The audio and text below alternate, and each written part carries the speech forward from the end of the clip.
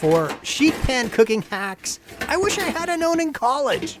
Now, what would be the first piece of cookware you would reach for if you were about to make a one-pot recipe like this savory beef stew? Now, back in college, I would have reached for a cooking pot first. But if I knew then what I know now, I would now dig out a sheet pan from the cupboard.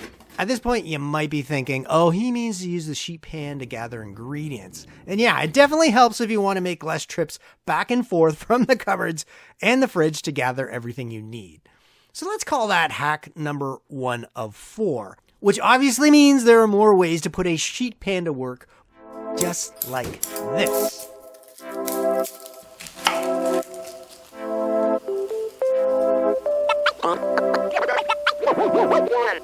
Now imagine trying to fit all those food scraps inside this tiny bowl, as if. Just give me a second to adjust the camera. Okay, record. So one thing I learned about cooking since college is that it's so much easier to chop when the cutting board isn't cluttered. It's also a lot faster too.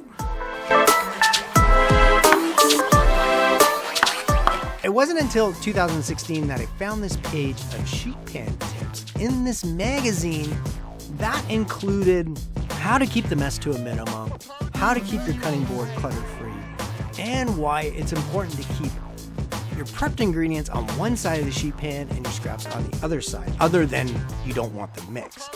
Which brings us to sheet pan hack number 4. Let's start with the prepped ingredients on the one side. The sheet pan just makes it easy to transfer everything you've prepped already to the pot or the slow cooker.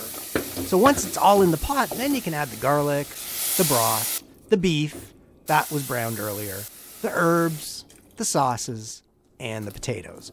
So it can all simmer in the pot while you, fit in a workout like I did here.